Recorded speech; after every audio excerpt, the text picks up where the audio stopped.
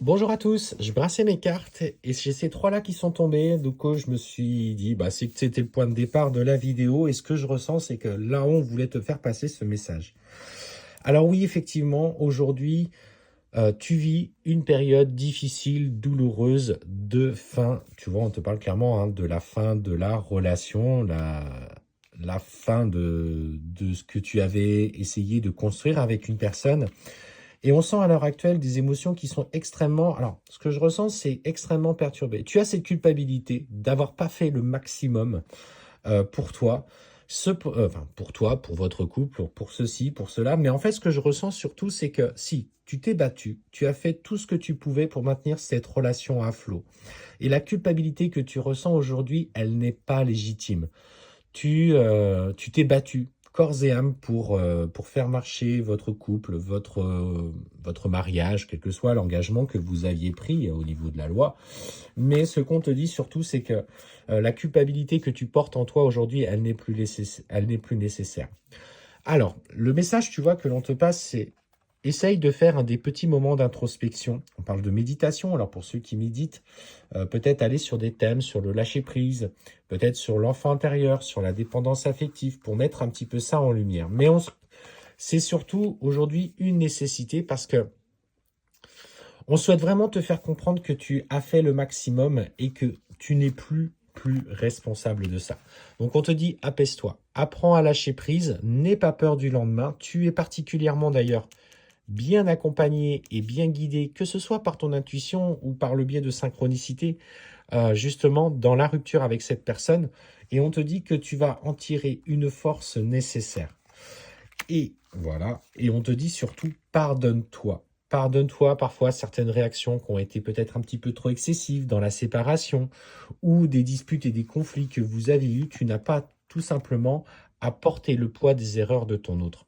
Parce qu'à la fin, et là pour le coup c'est ce que je ressens, c'est que cette personne ne voulait plus sauver cette relation et tout était prétexte à s'aborder et à saboter ce que vous étiez en train de mettre en place. Euh, Tu lui as pardonné énormément de choses, il t'a demandé de te sacrifier pour énormément de choses, peut-être même en s'occupant d'ailleurs plus de votre foyer, et on te dit, plutôt que de porter cette responsabilité, lève le voile de l'illusion, et que ça faisait bien longtemps que les choses ne fonctionnaient plus. C'est un temps d'acceptation, c'est un temps où tu dois te rendre compte par toi-même que, effectivement, il est temps de tourner cette page, et surtout de ne plus rester accroché trop longtemps à cette personne qui, lui, de toute façon, est en train de reprendre un nouveau cycle. Euh, un nouveau cycle. Et c'est clairement ce qu'on te dit, c'est que au lieu d'espérer et d'engager peut-être une envie de vouloir reconstruire quelque chose, on dit que tu te mens à toi-même et que si à un moment donné, il te dit que j'ai besoin de prendre une distance parce que j'ai besoin de faire le point, tu m'as trop fait souffrir. En fait, je sens le personne, alors je vais pas dire pervers narcissique parce que c'est un mot à la mode, mais je sens la personne un petit peu bien auto-centrée, qui du coup a un profil un peu manipulateur et qui du coup va très rapidement faire des reproches en disant bah oui mais là tu m'as fait trop de mal, c'était trop compliqué, j'ai besoin de tenir la distance, j'ai surtout besoin de prendre du temps, mais voilà, il est possible qu'il y ait un retour. Mais clairement, ce qu'on te dit, c'est que plutôt que d'être dans le voile de l'illusion, aujourd'hui, dans ces mots, il y a une part de manipulation et de mensonge. Et on te dit, pose-toi les bonnes questions, regarde effectivement ces actions. Euh, Mince, là, hop. Alors, j'ai dû couper parce que j'ai ces deux-là qui sont tombés quand je prenais mes cartes. Donc, clairement, je me suis dit, OK, là, il y a un point de détail quand même à apporter. Et on te dit, pose-toi les bonnes questions si c'est pour revivre à nouveau un amour où tu vivras dans le sacrifice.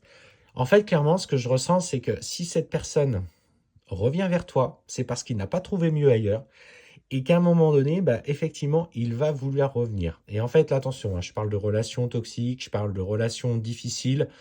Et alors, je ne dis pas que au départ, votre relation était toxique, mais elle est devenue au fil du temps par les sacrifices, etc. Et en fait, on te dit aujourd'hui, est-ce que tu serais capable de revivre une relation de cette forme parce que ça a été trop difficile et trop douloureux? Accepte de traverser ce voyage seul. On te parle d'un nouveau chemin qui s'ouvre à toi. Alors, aie confiance. Prends le temps de te reconstruire. N'attends rien de sa part. Que ce soit elle ou lui, n'attends rien de sa part. Évolue pour toi. Prends ta nouvelle place parce que c'est là que tu es attendu.